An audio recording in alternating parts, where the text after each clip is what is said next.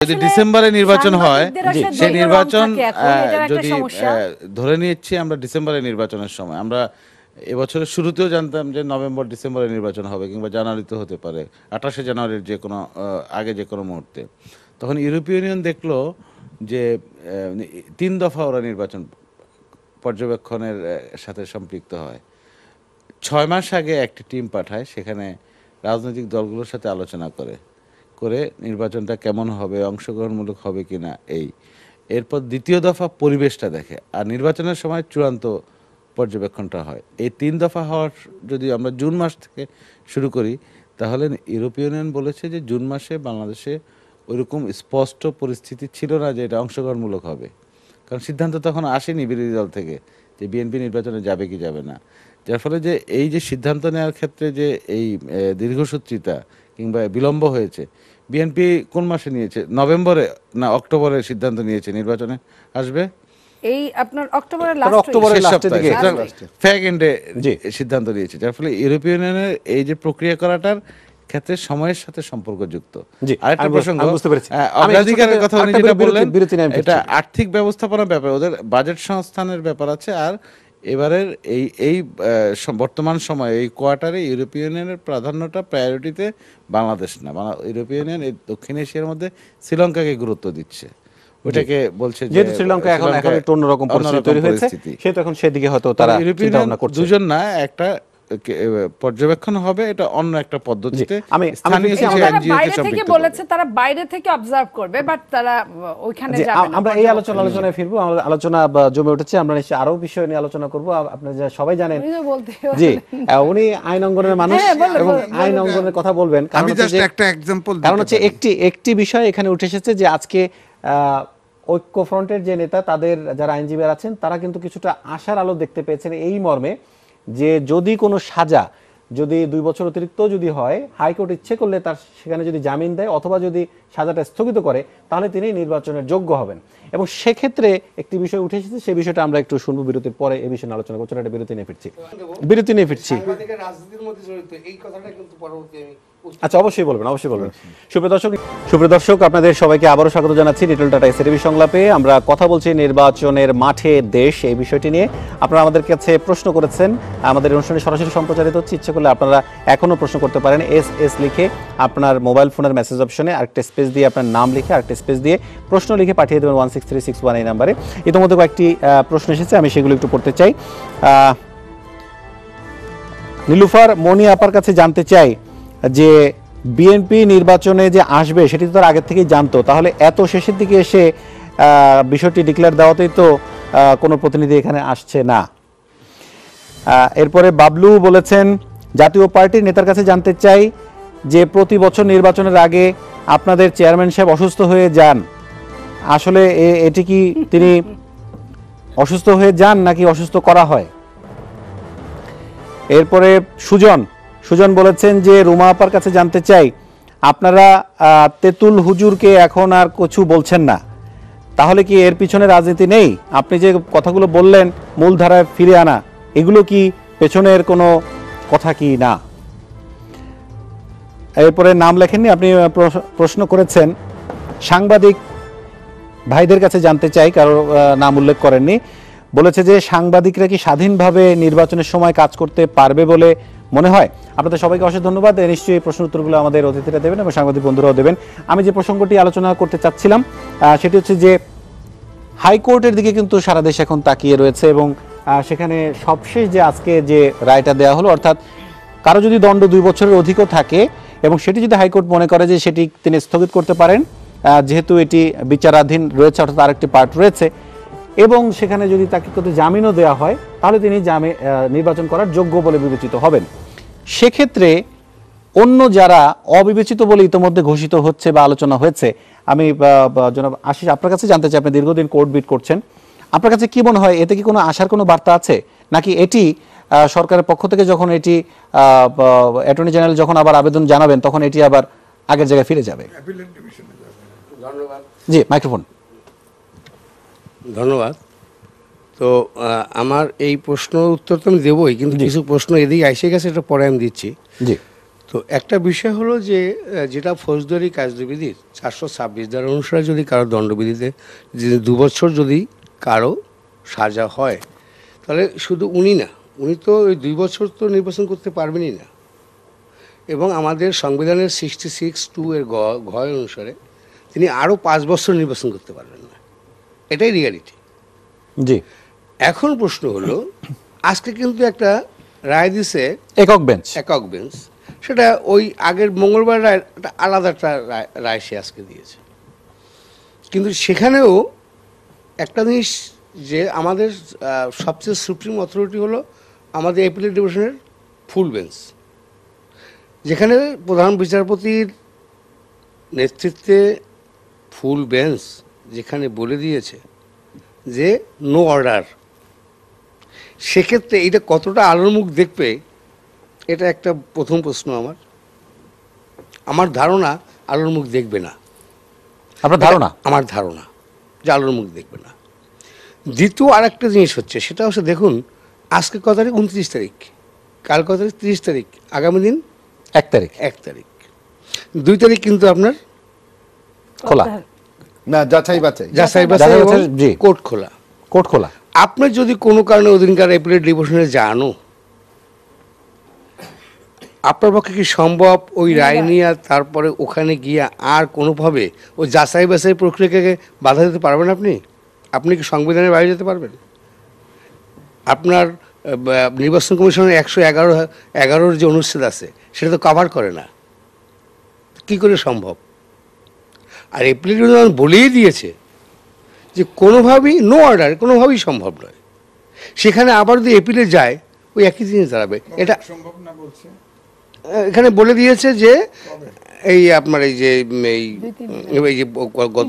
হ্যাঁ 2 দিন আগে ওই যে না জি অ্যাপিলেট ডিভিশনে যায় না কেস, না গেছে, একটা গেছে, সেখানে বলছে 7 বেঞ্চ বলছে। মাইক্রোফোনটা নিয়ে একটু কথা বললেন। আপনি মাইক্রোফোন দিয়ে কথা বলেন।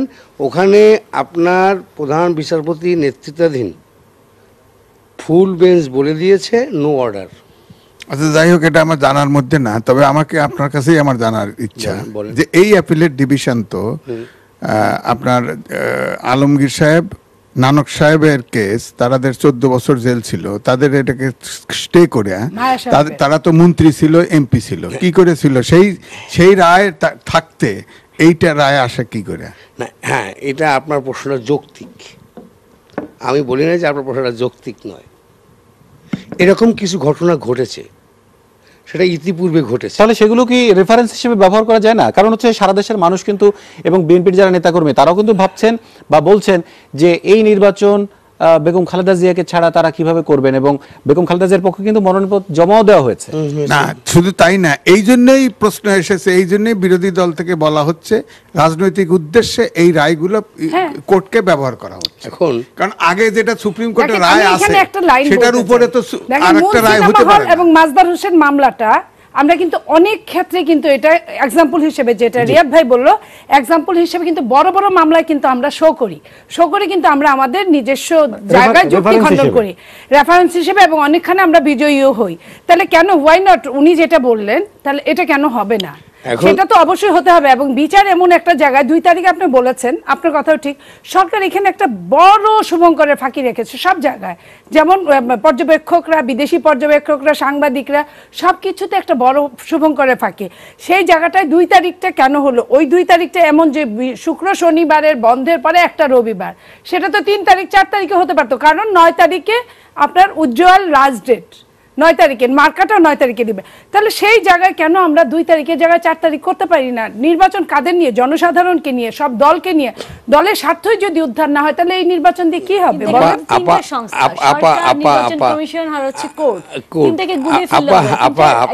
আপনি মনে হয়, আমি একটা জায়গায় ক্লিয়ার করতে পারছি কিনা জানি না, সেটা হচ্ছে একটা সংবিধান, একটা হলো নির্বাচন কমিশনের একটা বিধি আছে, আর একটা হলো আপনাদের রাজনৈতিক ক্যাচাল। এখন যদি রাজনৈতিক ক্যাচালের সঙ্গে কোর্ট কি মিলিয়ে ফেলেন, কোর্টের সঙ্গে নির্বাচন কমিশনকে আমরা কখনোই বিশ্বাস করি না যে অ্যাপিলেট ডিভিশন কখনো ভুল রায় দেয়। আমরা এটা কোনোভাবেও ভাবতে পারি না। অর্থাৎ ভুল রায় দিয়ে ফেললেও আমরা সেটাই শুনতো না, আমি তো অ্যাপিলেট ডিভিশনের যে ইস্যুতে রায় আছে সেই রায়ের বিপরীতে আর একটা রায় কি করে হয় বাংলাদেশে, এই কারণেই তো বিরোধী দল মনে করে সরকারের ইচ্ছায়। না বড় ভাই, আমি আপনাকে একটু বলি, সেটা হচ্ছে এক হাইকোর্টের 2 বেঞ্চের রায়ের বিপরীতে এক বেঞ্চ একটা রায় দিয়েছে, কিন্তু ওই যে হাইকোর্টের যে রায় 5 জনের যে রায় ছিল, ওই রায় নিয়ে অ্যাপিলেট ডিভিশনে গেছে। অ্যাপিলেট ডিভিশনে যাওয়ার পরে গত মঙ্গলবার সে কী করেছে, প্রধান বিচারপতি সে তার 7 বেঞ্চ মানে ফুল কোর্ট যাকে বলা হয়, সেখানে নো অর্ডার দিয়ে দিয়েছে। সেখানে বলে দিয়েছে যে 66(2) এর ঘ ধারা অনুসারে। জি, আপনি এই কথাটা বলেছেন। আমি এবার একটু রুমাপার কাছে আসতে চাই। যে কথাটা বলা হচ্ছে এবং দীর্ঘদিন যাবৎ বলছেন তারা, একটু আগে কিন্তু মনিয়াপা বললেন যে আদালতকে ব্যবহার করে, আদালতের কাঁধে বন্দুক রেখে কিন্তু সরকার তাদের সমস্ত কাজগুলো বাস্তবায়ন করে যাচ্ছে, এবং তার মূল কারণ হচ্ছে বেগম খালেদা জিয়া এবং তারেক রহমানকে রাজনীতির বাইরে রাখা এবং তাদেরকে যাতে নির্বাচনে অংশ করতে না দেওয়া যায়, এটা হচ্ছে মূল বিষয়। এখন সেখানে যে একক বেঞ্চ একটি যে রায় দিয়েছে, সেটি কি একটি প্রতিবন্ধকতা তৈরি করতে পারে কিনা? না, আমি অ্যাকচুয়ালি আইনি ব্যাপারটা খুব বেশি বলতে পারবো না, কিন্তু প্রথমটা আপনাকে আমি ক্লিয়ার করি। সেটা হচ্ছে এত দ্রুততম সময়ের মধ্যে সরকার এত উন্নয়ন করেছে, তারা এতটা বোকা হবেন কারণ ভোট দেবে জনগণ। যদি এরকম অবস্থা হয় যে, তাহলে তো আরও মানুষের সিম্প্যাথি আরও বেশি গ্রো করবে মানুষের ভেতরে, যে আমাদের ভোট না পড়লে হয়তো বা খালেদা জিয়া বা তারেক যে কখনো মুক্ত হতে পারবে না, তাহলে তো সেটা আমাদের নির্বাচনের 30 তারিখে দেখা যাবে। ওনারা যদি নির্বাচন করতে নাও পারেন, এবার পারছেন না, কিন্তু এখন এটা কি খুব ভালো উদাহরণ হবে যে উনি বিরোধী দলীয় নেত্রী ছিলেন বলে বা একসময় সরকার প্রধান ছিলেন বলে উনার ক্ষেত্রে আইন উনার নিজস্ব গতিতে চলবে, উনার ইচ্ছে মাফিক চলবে? সেটা নিশ্চয়ই খুব ভালো উদাহরণ হবে না, তাই না? এবং জনগণের সমর্থন যদি থাকে, জনগণ যদি ওনাদের পছন্দ করে, ওনাদের কথা বিশ্বাস করে, তাহলে 30শে ডিসেম্বরে নিশ্চয়ই রায় তাহলে ধানের শীষের পক্ষে যাবে। আমি একটা লাইন বলতে চাই, এখানে কোনো পক্ষপাতিত্ব নেই এবং কোনো প্রেসারও নেই। যে ওনা বারবার করে নির্বাচন কমিশন, সরকার, কোর্টকে গুলিয়ে ফেলছেন। না, আমি এখানে লাইনটা বলতে চাই, যে কথাটা বললো যে সাবেক প্রধানমন্ত্রীকে বেশি ফ্যাসিলিটিস দেওয়া হবে কিনা, আমি আপনাকে বলি, প্রথম যখন রায়টা হলো, সেই রায়ের নথি আসতে হাইকোর্ট থেকে বক্সিবাজার হেঁটে গেলে 5 মিনিট লাগে, সেই রায়ের নথি যেতে লাগছে 2 মাসের মতো। আর যখন যেই দিন জামিন হলো, সেই দিন 1 ঘন্টার মধ্যে কুমিল্লা থেকে রায়ের আরেকটা মামলার নথি চলে আসলো 1 ঘন্টার মধ্যে। কুমিল্লা থেকে বিমানেও যদি আপনি আসেন, নেভার এভার নামতে আর উঠতেই আপনার 1 ঘন্টা চলে যাবে। না, এখানে তাহলে এই জায়গাটায় যে কথাটা আজিজ ভাই বলেছে, সেটার একটা আমি গুজামিল রাজনীতি বা গুজামিল কোনো প্রশ্ন উত্তর আমি একটু আপনার মাঝখানে আমার আসতেই হবে। আমি এখানে একটু আসতে হবে, কারণ কি, সেটা হলো স্পষ্ট আছে এখানে যে অরফানেজ ট্রাস্ট মামলায় 10 বছরের সাজা হয়েছে, চ্যারিটেবল ট্রাস্ট মামলায় বিচারক আদালত সাজা হয়েছে তার 7 বছর, মোট কত? 17 বছর। এখন এর মধ্যে অরফানেজ ট্রাস্ট মামলা দণ্ডের বিরুদ্ধে নিয়মিত একটা আপিল কিন্তু হাইকোর্টে আছে, এবং আর অরফানেজ ট্রাস্ট মামলা হাইকোর্টের রায়ের যে প্রকাশ হয় না, যে পূর্ণাঙ্গ রায়টা প্রকাশ হয় না, সে কারণে কী করছে বিএনপির নেত্রী আইনজীবীরা কী করছে, চেম্বার্স আদালতের যে আমরা যাকে বলি সিএমপি, অর্থাৎ সাময়িক আপিল, যেটা ওইটা করে রাখছে। ওইটা করার পর ওনারা বলছে দেখি সরকার কি করে। এটা কি কথা হলো? আমি ওটা আসলে বলতে চাচ্ছি, সরকার এখানে কি করবে? এখানে করবে আইন। আমি একটু দাদা বলি, সরকার কি করতে পারে না পারে, প্রধান বিচারপতি সুরেন্দ্র সিনহার যে বইটা লিখছে সেটাই কিন্তু বলে দেয় সরকার মানে না। আমি এই বিচারপতি নিয়োগ করেছি, এই বিচারপতির সময় রায় দিতে হয়েছে কার? এই সরকার। এই বিচারপতি ফাঁসি দিয়েছে কার? এই সরকারের পক্ষে। তো এই এখন যদি আপনি বলেন যে এই খারাপ, যদি আমি একটা কথা বলি, আমি আইন মানবো, কিন্তু তালগাছটা আমার, এটা তো হবে না। আপনি একটা আমি কথা বলবো, যদি কথা বলেন, আমি শেষ করলাম, আপনি এখন বলেন। আমার কথার মধ্যে আপনি কথা বললে আমি আর কথা বলবো না, কারণ নিয়ম আছে। আমি কথা বললে আপনি বলবেন না, আপনি বললে আমি বলবো না। এখন আপনার যে কথাটা, আপনার এখানে হচ্ছে খালেদা জিয়ার রায় এবং তার নির্বাচন, এখানে কে পূর্বে প্রধান বিচারপতি ছিল, সে কি লেখছে না লেখছে, এগুলো নিয়ে আমি এখানে আসবো না, কারণ আমি পুরানো ঢেকি আমি সাধারণত কম ছাটি, যেটা বর্তমানে সেটাকে আমি বেশি বিশ্বাস করি, আর ভবিষ্যৎকে আমি মেনে নেই। আমার প্রশ্ন হলো যে এখানে আপনার উকিলরাই তো ভুল করছে, আইনজীবীরাই তো ভুল করছে। কোথায় ভুল? যেমন ধরেন আপনি এখানে যে আজকের যে অরফানেজ 10 বছরের সাজাতে কারাদণ্ড হয়েছে অরফানেজ ট্রাস্ট মামলায়, সেটা এপিলেট ডিভিশনে যেখানে আপনার নিয়মিত বেঞ্চে যেখানে গেছে, অথচ হাইকোর্টের একটা এই যে এর মধ্যে এই ট্রাস্ট মামলা 10 বছর কারাদণ্ডের সাজার রায় আছে, আর এই ট্রাস্ট মামলা 7 বছর আছে। ট্রাস্ট মামলা দণ্ডের বিরুদ্ধে নিয়মিত আপিল করছে হাইকোর্টে, অথচ হাইকোর্টে ও বেঞ্চে উঠেই নাই সেটা এখন। আচ্ছা ঠিক আছে, আমি এটা বুঝলাম। আমি বেঞ্চে কথাটা উঠেই শোনেন, এই কেসের জটিলতা দ্বৈত বেঞ্চে রায় দিছে একটা, সিঙ্গেল বেঞ্চে রায় দিছে একটা, আমি মানলাম। বলেন বস। আমার প্রশ্নটা অন্য, যে নানক সাহেবের কেস 14 বছরের কারাদণ্ড, তার কেসটা হাইকোর্টে স্থগিত করে সে মন্ত্রিত্ব চালিয়ে গেছে, অ্যাপিলেট ডিভিশনে সেটা কোয়াশ করছে। তাহলে যদি হাইকোর্ট অ্যাপিলেট ডিভিশনের এই রায় থেকে থাকে, তাহলে আবার হাইকোর্ট কি করে এই রায় দিতে পারে, এখনকার রায় দিতে পারে? এটা হলো আমার প্রশ্ন। এটা তো হইতে পারে না। আপনার প্রশ্নটা আমি নিলাম, নিয়েই বললাম জি, যে সেটা হচ্ছে যে স্থগিত বলতে কোনো কথা, এইটা কিন্তু আসলে সংবিধানে কোথাও নাই, যে স্থগিত কথাটা। না, অনেক কিছু সংবিধানে নেই, কিন্তু ইচ্ছা করলে স্থগিত কথাটা নাই। বিচারকের সুপ্রিম Practice অথরিটি আছে। আছে, প্র্যাকটিসে জি প্র্যাকটিস আছে, এবং বিচারক যেটি বলবেন সেটি কিন্তু পরবর্তীতে এটা আইন হতে পারে এবং আইনের জন্য সেটি যাবে। যদি যায় সেটা ভিন্ন কথা। জি, এখন সেটা ভিন্ন কথা। এখন আপনি জানেন যে কেন এই কথাটা আসছে। সাবিরা সুলতানা, তিনি যশোর 2 আসন থেকে তিনি 6 বছরের তার কারাদণ্ড 3 বছর, হয়েছিল। 3 বছরের তো কারাদণ্ড। সেখানে হাইকোর্ট মনে করেছে এবং আজকে তিনি নির্বিঘ্নে তার নির্বাচন কাজ পরিচালনা করতে পারবেন। প্রসঙ্গটা কিন্তু সে কারণে এসেছে আরেকজন পারবে না কেন? যে কারোর জন্য পুষ্পাস, কারোর জন্য না, না, সর্বনাশ। জি, এটি আলোচনা এই জায়গায় আমি আপনাকে একটু আপনার না, এই আপনি যখন বলছেন জি। আপনাকে জিনিসটা পরিষ্কার না করলে জিনিসটা পরিষ্কার আমি হবে বিরতি না। নিয়ে ফিরছি। না, অবশ্য শেষ একটু হচ্ছে না। বিরতিটাকে বলি, শেষ হচ্ছে না। সেখানে প্রধান বিচারপতি বলেই দিয়েছে, অ্যাপিলেট ডিভিশনে যদি কোনো রায়ের যদি সুরাহা না হয়, সেটা আপনার ভাষায় স্থগিত হোক আর সেটা আপনার জামিনই হোক, না হয় তাহলে আগ পর্যন্ত নির্বাচন করতে পারবেন না। এটা নিয়ম নাই, না হওয়ার তো নিয়ম নাই। আমরা হতেই আমরা হবে। আসছি বিরতির পর Appellate তো আবার হতেই হবে। ফিরে আসছি। জনাব আতিকুর রহমান, আপনার কাছে একটা প্রশ্ন ছিল জাতীয় পার্টির বিষয় নিয়ে, সেই বিষয় নিয়ে আমি সরাসরি আপনার কাছে বিরতির পরই আসবো। অনুষ্ঠানটি সরাসরি সম্প্রচারিত হচ্ছে, আপনারা যারা দেখছেন অনেক অনেক শুভেচ্ছা, এবং আপনারা কয়েকটি প্রশ্ন করেছেন, সেই প্রশ্নের নিশ্চয়ই উত্তর আমরা জানবার চেষ্টা করব এবং শেষ ভাগে সাংবাদিকরাও কথা বলবেন। আপনার কাছে এই প্রশ্ন ছিল, তিনজনের কাছে আলাদা আলাদা প্রশ্ন আমি ছিল। প্রশ্নের উত্তরটা দিতে চাই। জি। একজন দর্শক শ্রোতা প্রশ্ন করেছেন, মানে আমাদের জাতীয় পার্টির চেয়ারম্যান সাবেক রাষ্ট্রপতি হোসেন মোহাম্মদ এরশাদ, তিনি সিএমএইচে অসুস্থ, এই বিষয়টা তো দেখেন।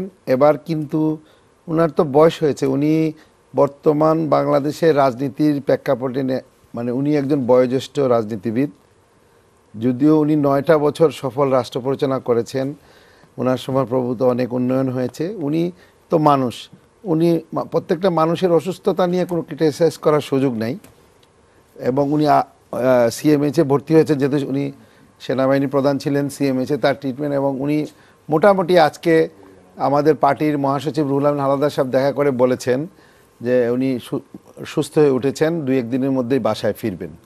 সুতরাং আমি মনে করি যে দর্শক শ্রোতাদের এটা নিশ্চয়তা করতে পারি যে উনি মুক্ত, এবং উনি সিএমএইচ থেকে বাসায় আসবেন। এবং উনার যে বলেছেন হোসেন মোহাম্মদ এরশাদ সাহেব, যে এবারের এই জাতীয় সংসদ নির্বাচন হচ্ছে ওনার জীবনের শেষ নির্বাচন, উনি হয়তো আর ভবিষ্যতে নির্বাচন করবেন না। তো এই জন্য উনি শুভকামনা সবার কাছে দোয়া চেয়েছেন জাতীয় পার্টি এবং ওনার দলের জন্য। তো আমি মনে করি যে অসুস্থ মানুষ, উনি দোয়া চেয়েছেন এবং ওনার জীবনের এটাই শেষ নির্বাচন বলছেন, আপনারাও দোয়া করবেন। আমার আর কিছু বলার নেই এই বিষয়ে। আচ্ছা, আমি একটু আমাদের আনসারটা দিয়ে দিই একটুখানি। জি, গত 2014 সালের যে নির্বাচনটা হয়েছে, সেটা তো পুরনো একটা কাহিনী, illegal মুনিয়াপা। নির্বাচন, সেটা সেই নিয়ে তো বলতে নির্বাচনে চাই। আমরা দেখেছিলাম, সেই পুরান আমি কথা শ্রদ্ধার বলে তো সাথে লাভ বলছি, নেই। উনি সিএমএইচে না, ওইটা- ভর্তি হয়েছেন এবং পরবর্তীতে আমরা সিএমএইচে ভর্তি হওয়া অবস্থায় ওনাকে সেটা গলফ তো খেলতেও জাতি যে- দেখেছি, না, গলফ সেটা- খেলতেও দেখেছি, হসপিটালে আপা, ভর্তি হয়ে মুনিয়াপা, থাকতেও দেখেছি। সেটা সারা এবং জাতি- গতকালকে আওয়ামী লীগের না, আপনি সাধারণ যেটা সম্পাদক বলছেন- বলেছেন এইবার উনি সত্যিই অসুস্থ। তার মানে কি এইবার উনি, এর আগের বার উনি কখনোই অসুস্থ ছিলেন না, তার মানে এইবার উনি সত্যিই অসুস্থ এবং উনাকে অসুস্থতার কারণে সিঙ্গাপুর যেতে হতে পারে। সো সিঙ্গাপুর, তার মানে এটা একটা বড় ধরনের থ্রেট আমরা মনে করব, রাজনীতির ভাষা যদি আমরা বলি, আমি তাহলে এটার কিন্তু সাথে ওখানে add ধোয়া করি। মানে ওখানে আগুন। বলছি, হ্যাঁ। আজকে জাতীয় পার্টির মহাসচিব গতকাল বলেছেন যে এরশাদের অবস্থা আগের থেকে অনেক ভালো, তিনি 2-1 দিনের মধ্যে বাসায় ফিরবেন। কাজেই মনিয়াপার কথার সাথে মিলছে না। আমি দর্শকদের আমি সাধারণ সম্পাদকের কথা বলেছি না, আওয়ামী লীগের সাধারণ সম্পাদকের চেয়ে নিশ্চয়ই জাতীয় পার্টির যিনি মহাসচিব তিনি আমাদের সাবেক, তার মানে বোঝা গেল আওয়ামী লীগের সাধারণ সম্পাদক জাতীয় পার্টির সাধারণ সম্পাদকের চেয়ে সম্পর্কে অনেক বেশি বেশি জানবেন আপনি। না, আপনি কথাটা খুব বাজেভাবে বললেন আপা, এটা খুবই মানে আপত্তিকর। বিলো স্ট্যান্ডার্ডের কথা তো বলা হয়নি, বলা হয়েছে যার দলের, তার নিজের দলের মহাসচিব তিনি কিন্তু আরেকটি দলের সাধারণ সম্পাদক থেকে তার নেতার শারীরিক অবস্থার খবর অনেক বেশি জানবেন। তিনি দেশবাসীকে আশ্বস্ত করেছেন যে ওনার অবস্থা আগের থেকে বেটার, উনি 2-1 দিনের ভেতরে হয়তোবা বাসায় ফিরে যাবেন।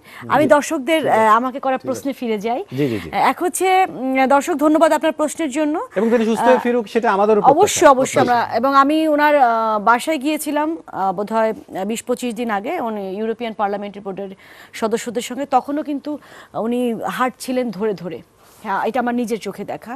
আমাদের সময় খুব অল্প, ওই প্রশ্নের জন্য চলে যেতেন। উত্তর দিচ্ছি, সেটা হচ্ছে যে মানে হেফাজতে ইসলামরা যারা একটা কথা বারবার করে, মেয়েরা খুব আহত হয়েছিলাম আমরা যখন মেয়েদেরকে তেঁতুল হিসেবে ট্রিট করা হয়েছিল, ওনারা যেন মেয়েদেরকে আর তেঁতুল হিসেবে ট্রিট না করতে পারেন, মেয়েদেরকে মানুষ হিসেবে ট্রিট করেন, সেজন্যই তাদেরকে শিক্ষার মূল স্রোতে নিয়ে আসা হচ্ছে। এটা অবশ্যই রাজনীতি, তবে এটা অবশ্যই রাজনীতি। ইলেকশনের আগে আরো অনেক কিছু, ইলেকশন বলে তো কাজ থেমে থাকবে না। ইলেকশন বলে কি উন্নয়ন থেমে থাকবে নাকি? ইলেকশন হবে বলে সাধারণ মানুষ ভাববে যে নির্বাচনের মুখে আমাদেরকে উন্নয়ন করা হচ্ছে থেকে উন্নয়ন কার্যক্রম সমস্ত কিছু থেমে থাকবে?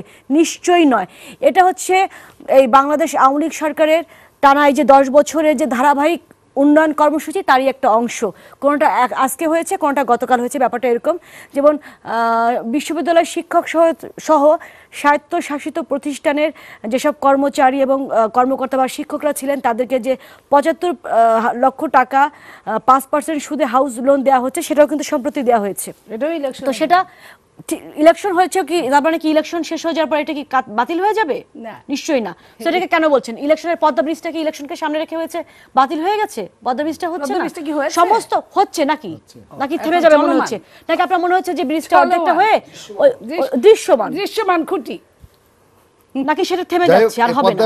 এটা একদম মানে আমার হচ্ছে তর্কের খাতিরে তর্ক, তর্কের খাতিরে তর্ক করার মতো। আপনি বলতে চাচ্ছেন যে এর ভিতরে কোনো আসলে পলিটিক্স নেই? না, দুষ্টু রাজনীতি না, অবশ্যই রাজনীতি, এটা অবশ্যই রাজনীতি। আপনার উন্নয়নটা রাজনীতি না, তাদেরকে আপনি মূল স্রোতে নিয়ে আসছেন, এটা রাজনীতির অংশ না। তবে দুষ্টু রাজনীতি এটা না, দুষ্টু রাজনীতি নয়। আমি একটু আমার উত্তরটা দিতে চাচ্ছি। আমাদের দর্শক বন্ধু বলেছেন যে বিএনপি এত দেরিতে সিদ্ধান্ত নিল কেন? আসলে রাজনীতি তো একটা সবসময় একটা মানে কৌশল, তো সেই কৌশলে বিএনপি তার সময় মতোই সিদ্ধান্ত নিয়েছে, ঠিক সময় চলে যাওয়ার পরে নেয় নাই।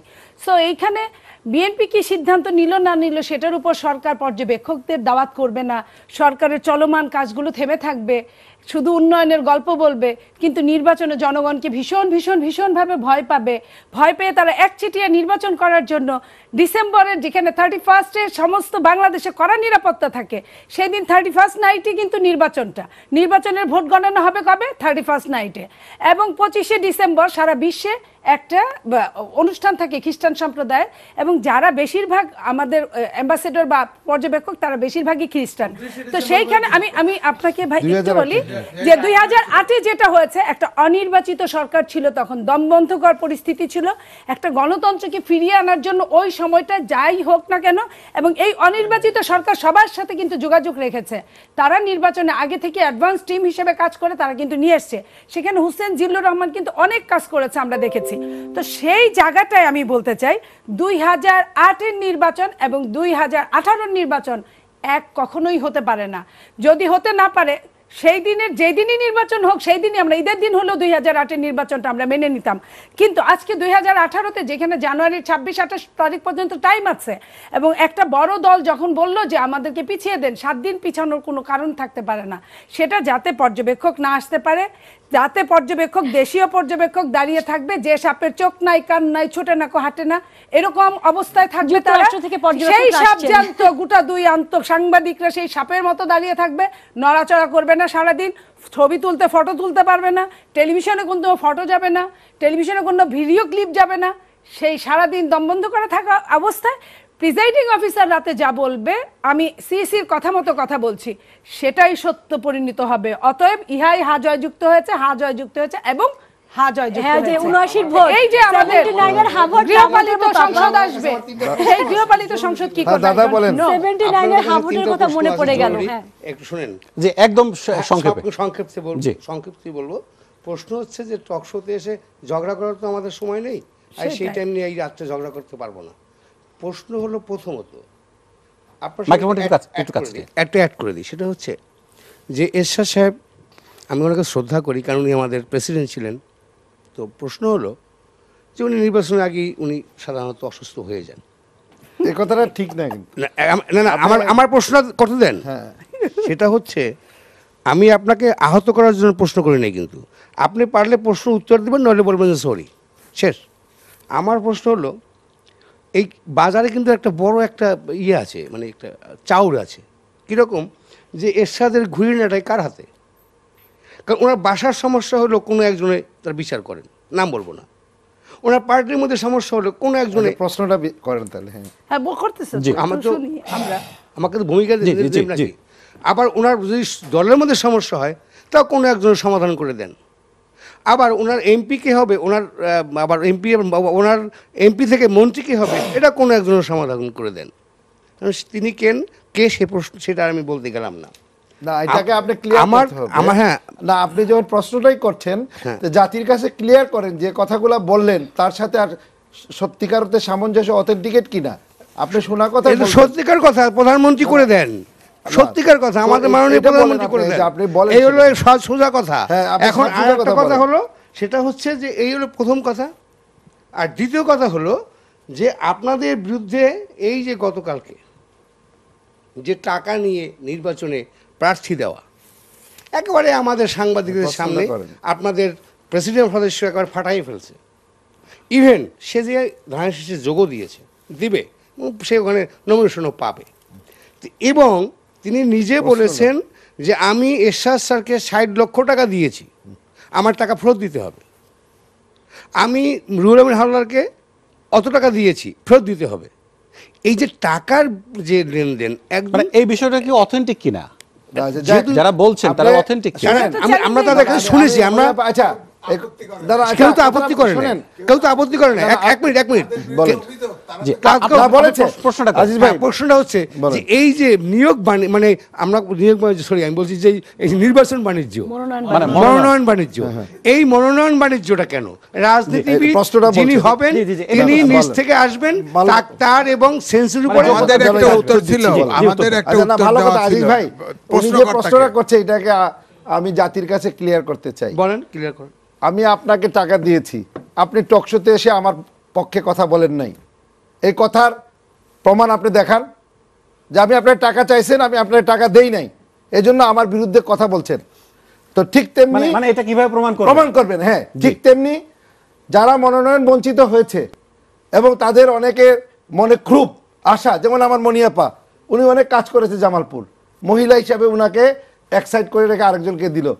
তো এটা ওনার মনের কষ্ট থাকতে পারে যে আমি মহিলা হিসাবে। তাহলে যারা মনোনয়ন বঞ্চিত হলো তাদের মধ্যে ক্ষোভের কারণে এইসব কথাবার্তা কথাটা শুনেন।